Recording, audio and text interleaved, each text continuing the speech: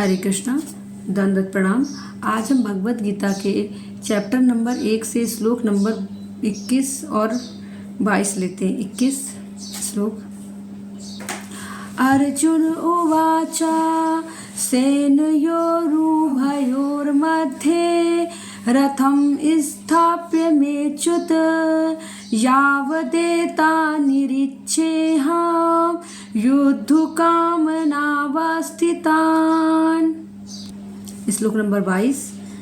कैरम्य सा योद्धव्यम इस्मिन् रणसमुद्र में। शब्दार्थ देखते हैं। अर्जुन उवाच, अर्जुन ने कहा। अर्जुन ने कहा सेनाओं के उभयों दोनों मध्य बीच में रथम रथ को स्थाप्य कृपया खड़ा करें। मैं मेरे अच्युत हे अच्युत यावत जब तक एतान इन सब निरीक्षे देख सकूं अहम मैं युद्धु कामना युद्ध की इच्छा रखने वालों को अवस्थितान युद्ध भूमि में एकत्र कै किन किन से माया मेरे द्वारा सह एक साथ युद्ध किया जाना है। अस्मिन इस रण संघर्ष झगड़े के समुद्र में उद्यम या प्रयास में। अन्वय देखते हैं। अर्जुन उवाच, अर्जुन ने कहा। अच्युत हे अच्युत यवत जब तक अहम मैं एतान युद्ध कामना अवस्थितान युद्ध अभिलाषी स्थित इन समस्त वीरों का निरीक्षण करूं। अस्मिन रण समुद्र में इस युद्ध रूपी उद्यम में कैसा किन लोगों के साथ मया मेरा मुझसे युद्ध करना होगा। अनुवाद देखते हैं। अर्जुन ने कहा, हे अच्युत कृपया करके मेरा रथ दोनों सेनाओं के बीच ले चले जिससे मैं यहाँ उपस्थित युद्ध की अभिलाषा रखने वालों को और शस्त्रों की इस महान परीक्षा में जिनसे मुझे संघर्ष करना है उन्हें देख सकूं। अर्थ देखते हैं।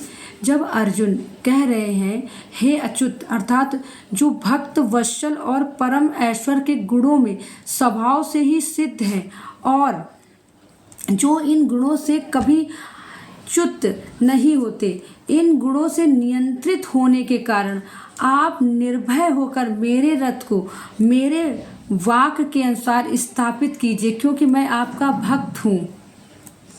फिर वह रथ स्थापित करने के उद्देश्य को कह रहे हैं ताकि मैं देख सकूं कि कौन लोग दृढ़ता से स्थित हैं अर्थात भय से प्रचलित नहीं हैं अर्थात अवस्थित हैं और युद्ध करने की इच्छा रखते हैं अर्थात संधि की कोई इच्छा से युक्त नहीं है। परंतु तुम तो एक योद्धा हो, कोई युद्ध प्रेक्षक नहीं हो तो दर्शन से क्या प्राप्त होगा। भगवान ने जैसे क्वेश्चन पूछा अर्जुन से। युद्ध प्रारंभ होने से पहले मैं देखना चाहता हूँ उन बंधुओं को जिनके साथ मैं रहकर युद्ध करूँगा और जिन मित्रों और बंधुओं को जिनके विपक्ष में युद्ध करूँगा। इस उद्देश्य से मेरे रथ को दोनों सेनाओं के मध्य में स्थापित कर दीजिए। प्रभुपाद तात्पर्य। यद्यपि श्री कृष्ण साक्षात श्री भगवान हैं किंतु वे अद्वैतिक कृपावश अपने मित्र की सेवा में लगे हुए थे। वे अपने भक्त पर स्नेह दिखाने में कभी नहीं चूकते। इसलिए अर्जुन ने उन्हें अच्युत कहा। सारथी रूप में उन्हें अर्जुन की आज्ञा का पालन करना था और उन्हें इसमें कोई संकोच नहीं किया, अतः उन्हें अच्युत कहकर संबोधित किया गया। यद्यपि उन्होंने अपने भक्त का सारथी पद स्वीकार किया था किंतु इससे उनकी परम स्थिति अक्षुण्ण बनी रही। प्रत्येक परिस्थिति में वे इंद्रियों के स्वामी श्री भगवान ऋषिकेश हैं। भगवान तथा उनके सेवक का संबंध अत्यंत मधुर और दिव्य होता है। सेवक स्वामी की सेवा करने के लिए सदैव उद्यत रहता है और भगवान भी भक्त की कुछ न कुछ सेवा करने की कोशिश में रहते हैं। वे इसमें विशेष आनंद का अनुभव करते हैं कि वे स्वयं आज्ञादाता न बने अपितु उनके शुद्ध भक्त उन्हें आज्ञा दें। चूँकि वे स्वामी हैं अतः सभी लोग उनके आज्ञा पालक हैं और उनके ऊपर उनको आज्ञा देने वाला कोई नहीं है। किंतु जब वे देखते हैं कि उनका शुद्ध भक्त आज्ञा दे रहा है तो उन्हें दिव्य आनंद मिलता है। यद्यपि वे समस्त परिस्थितियों में अच्युत रहने वाले हैं। भगवान का शुद्ध भक्त होने के कारण अर्जुन को अपने बंधु बांधवों से युद्ध करने की तनिक भी इच्छा न थी, किंतु दुर्योधन द्वारा शांतिपूर्ण समझौता न करके हठ धर्मिता का उतारू होने के कारण हठ धर्मिता पर उतारू होने के कारण उसे युद्ध भूमि में आना पड़ा।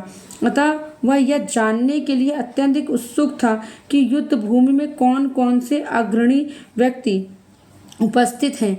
यद्यपि युद्ध भूमि में शांति प्रयासों का कोई प्रश्न नहीं उठता, तो भी वह उन्हें फिर से देखना चाह रहा था और यह देखना चाह रहा था कि वे अवांछित युद्ध पर किस हद तक तुले हुए हैं। Thank you. हरे कृष्णा। प्रभुपाद तात्पर्य।